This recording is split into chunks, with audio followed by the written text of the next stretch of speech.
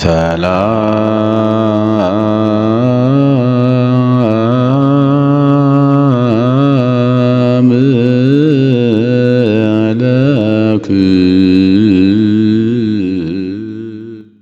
በስመ አብ ወወልድ ወመንፈስ ቅዱስ አሐዱ አምላክ።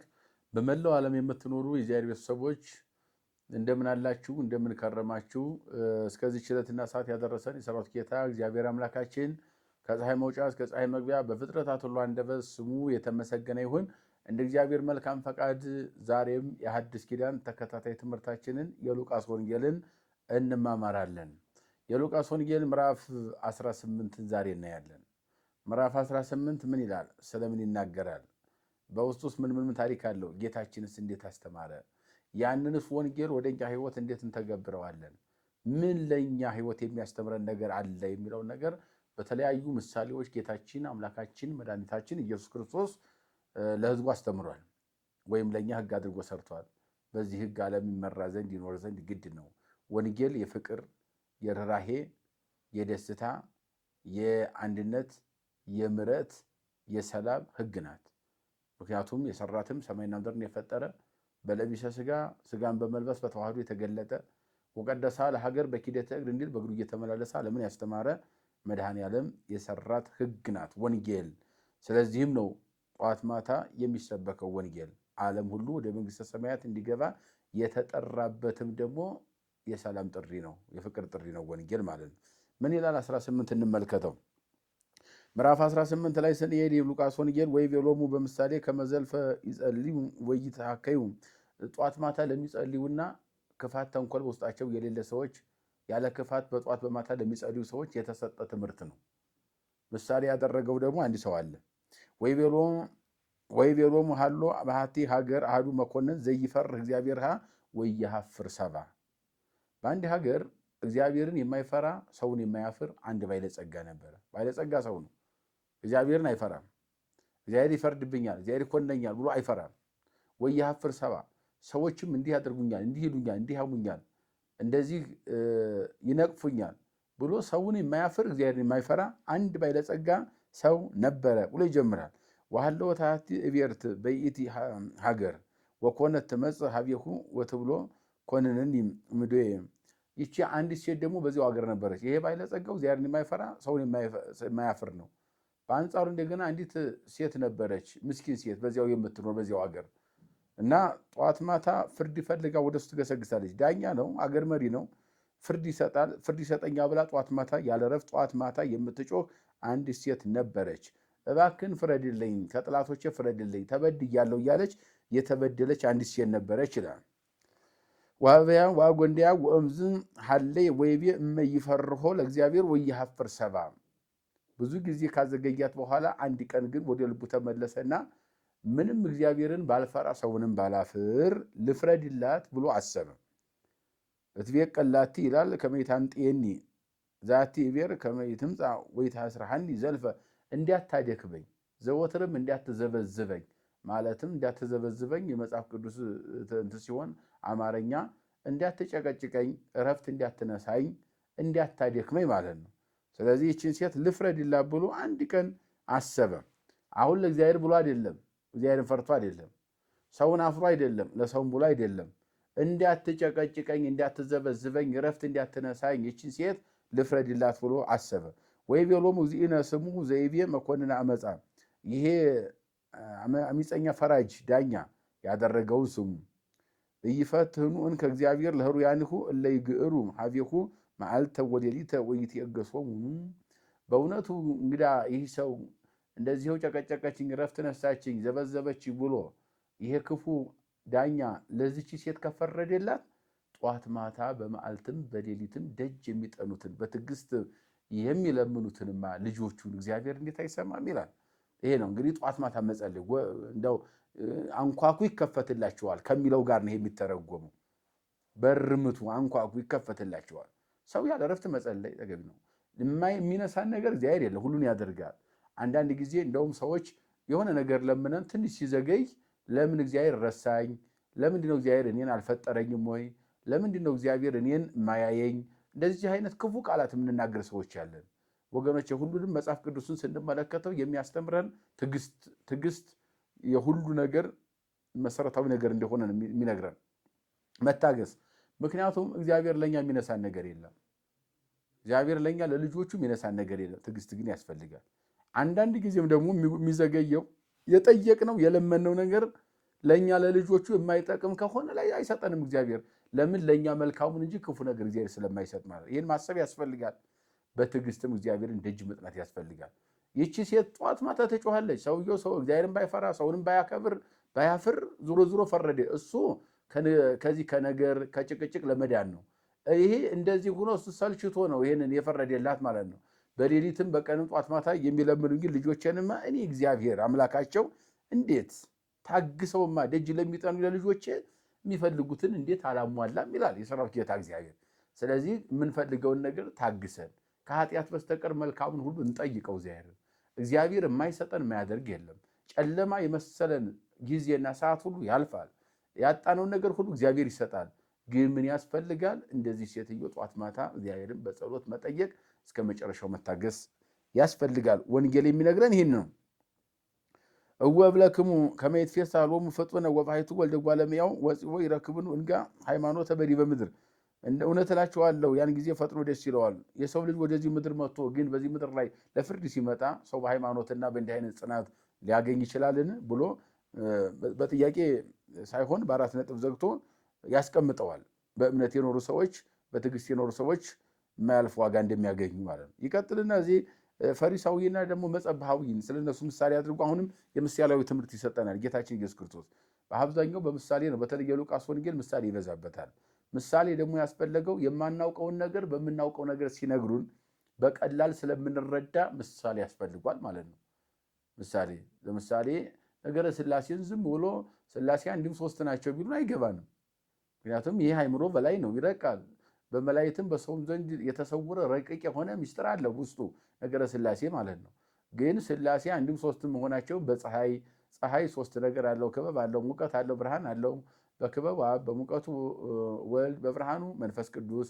ስለዚህ ሶስት ፀሐይ አይባልም፣ አንድ ፀሐይ ነው።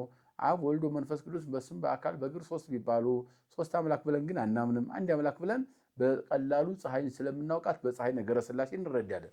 በወይን ግንድም እንበለው በተለያየ ነገር ምሳሌ አድርገው አበው አስተምረውናል። ምሳሌ ጥቅሙ ግን የማናውቀው የረቀቀብን ነገር እንዲጎላልን ያልተረዳው እንድንረዳ በምናውቀው ነገር ማስረዳን ነው። ወይቤሎሙ ለለ ያጸድቁ ርእሶሙ ወይም የንኑ ቢጾሙ ወመሰለሎሙ ከመዝ። ራሳቸውን እንደ ጻድቅ አድርገው ሌላውን እንደ ኃጢአተኛ፣ ራሳቸውን እንደ ታላቅ አድርገው ሌላውን እንደ ታናሽ አይተው ራሳቸውን እንደ ታላቅ የሚያዩ፣ ራሳቸውን በጽድቅ ጎዳና ያስቀመጡ ግን ጽድቅ የሌላቸው ሰዎችን እንዲህ በማለት ይገስጻቸዋል። ክልኤቱ እደውም አርጉ ውስተ ቤተ መቅደስ ይጼልዩ ወአሐዱ ፈሪሳዊ ወካልኡ መጸብሐዊ። መጸብሐዊና ፈሪሳዊ ሁለቱ ሰዎች ወደ ቤተ መቅደስ ሊጸልዩ በሄዱ ጊዜ ቆመ ፈሪሳዊ ወጸለየ ወይቤ።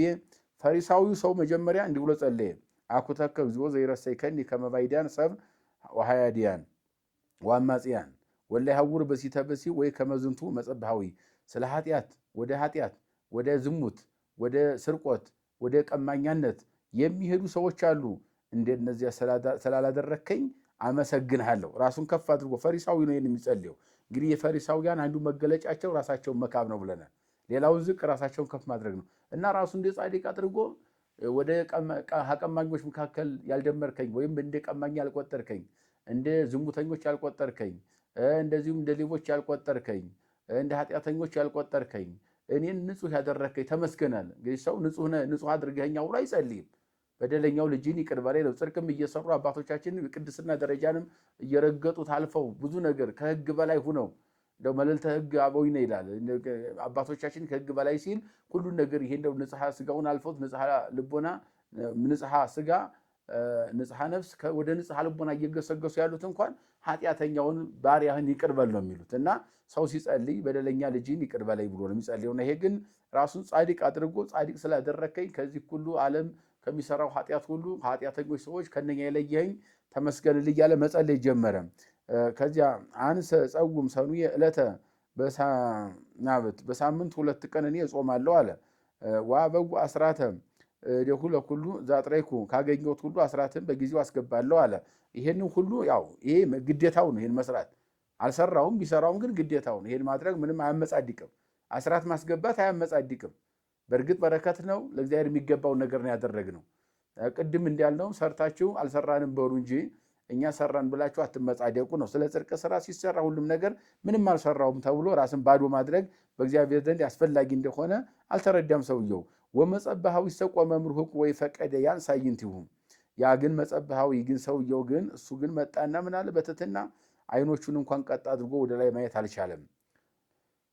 ወጎዳ እንግዲያሁ እነሆ ደረቱን እየደቃ ስረይ ሊተ እግዚኦ እስመ አነ ሀጥ ዘይድ ያለውን ይቁም ውስተ መካነ መቅደስከ ውስተ መካነከ በተቀደሰው ስፍራ እንኳን ለመቆም ምንም ማልመጥንህ እኔ በጣም ደካማው ኃጢአተኛ ባሪያ አይኖችን እንኳን ቀጥ ብዬ ሰማይን ለማየት በዙፋን ፊት መቆም የማይገባኝ ባሪያህ እኔ እነሆ ይቅር በለኝ እያለ ዝቅ ብሎ ያኛው መጸባሃዩ እግዚአብሔር ማመስገን ጀመረ። ያኛው በትዕቢት የኛው በትህትና እብለክሙ አተወ ቤቶ ዝንቱ እንዘይ ጸድቅ ይሄኛው ጸድቆ ወደ ቤቱ ገባ እምዝግቱ ከዚያኛው ይልቅ ይሄኛው ጻድቅ ሆኖ ወደ ቤቱ ገባ። እስመ ኩሉ ዛበ ርሶ ያሐስር ወዛታተ ርሶ ያከብር ሁሉ ራሱን ዝቅ ያደረገ ሁሉ ከፍ ከፍ ይላል፣ ራሱን ከፍ ከፍ ያደረገ ዝቅ ይላል በማለት በትህትና እግዚአብሔር መጠየቅ እንጂ በትዕቢት እንደማይገባ ጻድቅ መሆናችንንም ሊያጸድቅልን የሚችል እግዚአብሔር እንጂ ራሳችንን ጻድቅ አድርገን ራሳችንን አጽዳቂ መሆን እንደማይገባን አስረግጦ ይነግረናል። ምሳሌያዊ ትምህርት ነው። ከዚህ ቀጥሎ ስለ ህፃናት በህፃናት መስሎ ደግሞ ያስተምራል። ዋምፁ ሀቤሁ ህፃናትን ወደ እርሱ አመጡ ይግስጾሙ ይዳስሳቸው ዘንድ ይባርካቸው ዘንድ ወደ እሱ ያስተምራቸው ዘንድ ህፃናትን አመጡ። ወሬዎሙ አርዳይሁ ገሰጽዎሙ ተማሪዎቹ ደግሞ ለምንድን ነው ህፃናትን ወደ ጌታችን የምታቀርቡት? ህፃናት አይደሉ ራቅ ይበሉ ብሎ ገሰጿቸው። ወጸዎሙ ኢየሱስ ወይቤሎሙ ህድጉ ህፃናት ይምፁ ሀብዬ ወይትክልዎሙ እስመ ለዘከመዝ እሉ ይእቲ መንግሥተ ሰማያት የእግዚአብሔር መንግስት እንደነዚህ ላለች ናችና ህፃናትን ወደ እኔ ይመጡ ዘንድ አትከልክሏቸው አለ። አማን እብለክሙ ዘይትቀበላ ለመንግስት እግዚአብሔር ከመ ህፃናት ኢይበውአ እንደ ህፃን ካልሆነ በስተቀር ወደ እግዚአብሔር መንግስት መግባት አይቻልም አለ። ምንድነው ህፃናት? ህፃናት ምንድነው እግዚአብሔር መንግስት የሚወርሱ ከተባለ ህፃናት የዋሃን ናቸው፣ ቅን ናቸው፣ ክፋት የላቸው፣ መልካም ነገር ብቻ ነው ውስጣቸው ያለው፣ ምድራዊ መላእክት ናቸው ህፃናት። ማለትም እነሱ እንደ ህፃን ካልሆናችሁ ማለት ደግሞ እንደ ህፃን የዋህ ሁኑ ማለት ነው። ሀዳጌ በቀል ማለት ነው ባጭሩ ሲተረጎም እንደ ህፃን መሆን ማለት ሀዳጌ በቀል ቂም በቀል የሌለበት ሰው የዋህ ሁኑ ማለት ነው። ለምሳሌ ህፃናት አባታቸው ቢመታቸው እናታቸው ብትገስጻቸው እናት ብትቆነጥጣቸው አባት ቢገርፋቸው ለጊዜ ያለቅሳሉ። እንባቸው ሳይደርቅ ግን ከእናታቸው ከአባታቸው እቅፍ ናቸው ህፃናት። ስለዚህ ምንም ቂም የለም፣ በቀል የለም፣ ክፋት የለም፣ ተንኮል የለም፣ ምንም ነገር ይረሱታል ሁሉም ፈጥነው ማለት ነው። ስለዚህ እንደ ህፃናት ሁኑ ማለት ከቂም ከበቀል ከተንኮል ከዚህ ነፃ ሁኑ። እንደዚህ እነዚህ ህፃናት ከቂም ከበቀል ነፃ የሆነ ሰው ሁሉ የእግዚአብሔርን መንግስት ይወርሳል፣ ቂም በቀል ይዞ አይወረስም እያለ ነው የሚነግረን። ምሳሌው ሲተረጎም ይሄ ነው። ይቀጥላል። ወተስእሎ አሐዱ መልአክ አንዲ አገረ ገይሽ ጠየቀው ወይ ቤሎ እንዲህም አለው ሊቅ ኄር ምንተ ሰናየ ገቢሬ እርከብ ሕይወተ ዘላለም የህይወት የዘላለም ህይወትን ለማግኘት ምን ልስራ ወይም ምን ሰርቼ ላገኛለሁ? ወይ ቤሎ ጊዜ ኢየሱስ ለምን ትትቤለኒ ኄር አልቦ ኄር ዘእንበለ አሐዱ እግዚአብሔር ከእግዚአብሔር በስተቀር ቸር የለም፣ አንድ እግዚአብሔር ብቻ ነው ቸር አለው። ተአምር ትእዛዛቲሁ ይትቅትል ትእዛዛቱን ታውቃለህ ለምን ጠየከኝ? ይትቅትል ይትስርቅ 10 ትእዛዛተ ኦሪት አሉ እነኛን ዘረዘረለት። አክብር አባከ ወእመከ እናት አባትን አክብር አለው። ወይ ቤሎ ዘንተ ኩሉ አቀብኩም ንስዬ እስከ ይዜ ይህም ሰው ሐሰተኛ ሰው ከዛሬ ይህን ከልጅነቴ ጀምሮ እስካሁን ፈጽሜዋለሁ አለ። ጌታችን ኢየሱስ ክርስቶስ ቀጠለና ምን አለው? ወሰምዮ ዘንተ እግዚእ ኢየሱስ ወይ ቤሎ አሐቲ ተርፈተከ ሁር ሲጥ ኩሎ ነዋይከ ወሀብ ለነዳያን ወትረክብ መዝገበ ዘበሰማያት ወነአት ለወኒ እንግዲያውስ ይህን ሁሉ ካደረግህ አንድ ነገር ቀርተዋል፣ አንዲት ነገር ቀርታለች። እሱም ገንዘብን ንብረትን ሁሉ ሽጥና ለነዳያን መጽውተህ አንተም እኔን ና ተከተለኝ ብሎ ለዚህ ባለጸጋ ነገረው። ወሰሚዖ ዘንተ ተከዘ ፈድፋደ እስመ በዓሉ ውእቱ ጥቀ እጅግ ባለጸጋ የተትረፈረፈ ሀብት ነበረውና እሱም ይህን ሰምቶ አዘነ ይላል። ወሪዎ እግዚእ ኢየሱስ እንዘ ይትየክዝ ብዙ ሲያዝናየውና ጌታችን ኢየሱስ ክርስቶስ ይቤ እፎ እጹብ ለእለ ቦሙ ነዋይ በዊ ውስተ መንግስት እግዚአብሔር ወደ እግዚአብሔር መንግስት ለመግባት ለባለጸጋ ምን ያህል ጭንቅ እንደሆነ ይቀልል ይህልፍ ገመል እንተ ስቁረተ መርፍ እምባይል ይባ ውስተ መንግስት እግዚአብሔር ወደ እግዚአብሔር መንግስት ባለጸጋ ከሚገባ ይልቅ ግመል በመርፌ ቀዳዳ ቢያልፍ ይቀላል ብሎ ምሳሌያዊ ትምህርት አስተምሮበታል። ወይ ቤሉ ለሰሙ መኑ እንከ ይክልድ ሂነ እንደዚህ ከሆነ ማን ይድናል ብለው ጠየቁ የሰሙት ሁሉ ይቤሎሙ ዘበሃበ ሰብ ይሳን በሃበ እግዚአብሔር ይትካል በሰው ዘንድ አይቻልም በእግዚአብሔር ዘንድ ይቻላላቸው። ይሄንን እንደው ለማጥራት ትምህርቱን አንዳንድ ጊዜ ግመል በመርፌ ቀዳዳ ቢያልፍ ይቀላል ባለጸጋ ከሚጸድቅ የሚለውን ትምህርት ይዞ ብዙ ሰዎች ብዙ የሚረዱት ባለጸጋ ይጸድቅም ስሜት አለ። ያ ማለት ምን ማለት ነው? ሰውየው ተጨንቆ ተጠቦ ሁሉን ነገር አድርጌያለሁ ያልከኝን አድርጋለሁ ካለ በኋላ እንግዲያው ያለ ገንዘብን ሽጠህና ብሎ ጌታችን ሲናገረው ከጌታችን ገንዘብን አብልጧልና ነው። አሁን መሰረታዊ ነገሩ ምንድን ነው ከተባለ ገንዘብ አይኑርህ አይደለም። ገንዘብ እንዲኖረንማ ጥረግረህ ብላ ብሏል። ሀብት እንዲኖረንማ እግዚአብሔር ይፈልጋል። ሀብቱ ግን ከእግዚአብሔር የሚበልጥ ሀብት የለም ነው መሰረታዊ ነገሩ እዚህ ነው። እሱ እግዚአብሔር ቢከተል እኮ የበለጠ ሀብት እግዚአብሔር ይሰጠዋል። ግን እሱ ገንዘቡን ያበለጠው አዘነ፣ እጅግ አዘነ። እግዚአብሔርን በማግኘቱ አልተደሰተም፣ ገንዘብ በማጣቱ ነው ያዘነው። ስለዚህ እግዚአብሔርን ገንዘብ የሰጠን እግዚአብሔርን ትተነው ስለ ገንዘብ የምንጨነቅ የምናስብ የምንተክስ ከሆነ ወይም ገንዘብን ከእግዚአብሔር የምናበልጠው ከሆነ ኃጢአቱ ይሄ ነው፣ ጉዳቱ ይሄ ነው። ስለዚህ ቢያልፍ ይቀላል ያለው ያንን ሰውየውን ባለጸጋው ምሳሌ አድርጎ አስተማረ። ስለዚህ ማንኛውም ባለጸጋ ከእግዚአብሔር ገንዘብን የሚያበልጥ ካለ ግመል በመርፌ ቀዳዳ ብታልፍ ይሻላል። ነገር ግን ገንዘቡን የሰጠኝ አምላኬ ነው ብሎ ከሱ በታች ዝቅ አድርጎ ገንዘቡን የሚያይ ለቅድስና ስራ ሁሉ የሚያውል በአንጻሩ የሰጠነው እግዚአብሔር የሚያመሰግንበት እንጂ ከእግዚአብሔር በላይ ገንዘብን የማያይ ሰው ከሆነ ደግሞ እርሱ ያው እንደ ማንኛውም ሰው መጽደቅ፣ እንደ ማንኛውም ሰው የእግዚአብሔር ሰው መሆን፣ እንደ ማንኛውም ሰው የመንግስተ ሰማያት ባለቤት እንደሆነ መዘንጋት አያስፈልግም ማለት ነው። ከዚያ ወይ ቤሎ ጴጥሮስ ናሁኬን አደግነ ኩሎ ተሎናከ ምንተ እንከ ንረክብ እንከ ንረክብ ሁሉን ትተን እኛ ተከተልንህ በአንተ ዘንድ ገንዘባችን ሀብታችን ምንድን ነው አለ ጴጥሮስ። ከዚያው ጋር እያይዞ እንደው ሊቃውንት ምን አሉ? ምን ጴጥሮስ ምን ገንዘብ አለውና ነው ሁሉን ትተን ተከተልን የሚለው? ጴጥሮስ አንድ አህያ ነው ያለው። ከዚያ መረብ ሰርቶ አሳጥምዶ ነው የሚኖረው። እንዴት ነው ሁሉን ትተን ተከተልን? ብዙ ገንዘብ ትቶ ከመከተል ይልቅ ከብር ባይ ልቦናውን ብዙ ያቀደ ልብን ትቶ ሁሉን ትቶ ለእግዚአብሔር ሰጥቶ መከተል ይበልጣልና ብለው ሊቃውንት አስቀምጠውታል። ወይ ቤሎ ማማን ብለክሙ አልቦ መኑ ሂዘ ይሐድግ ቤቶ ወአዝማዲሁ ወአሃዊሁም ወበሲቶ ወወልዶ በእንተ መንግስት እግዚአብሔር ሀብቱን ንብረቱን ገንዘቡን እናቱን አባቱን ልጁን ስለ እግዚአብሔር መንግስት የማይተው ሰው ቢኖር የተወ ቢኖር ዘይትሐሰይ ምኢተ ምክፊተ በዝንቱ ዓለም ወበዓለምሰ ዘይመጽእ በሚመጣውም ዓለም በዚህም ዓለም እጅግ የተዋበ ልዩ የሆነ ሕይወተ ዘላለም ይወርስ ለዘላለም ሕይወትን ይወርሳል ብሎ ጌታችን ኢየሱስ ክርስቶስ ዋጋው በገንዘብ የማይተመን መንግስት እግዚአብሔር እንደሆነ አስረግጦ በደንብ የተናገረበትን የወንጌል ቃል ነው ማለት ነው፣ ወይም ምዕራፍ ነው ማለት ነው። የመከረን የገሰጸን ያስተማረን የሰራዊት ጌታ እግዚአብሔር አምላካችን ከፀሐይ መውጫ እስከ ፀሐይ መግቢያ በፍጥረታት ሁሉ አንደበት ስሙ የተመሰገነ ይሁን። ይቆየን።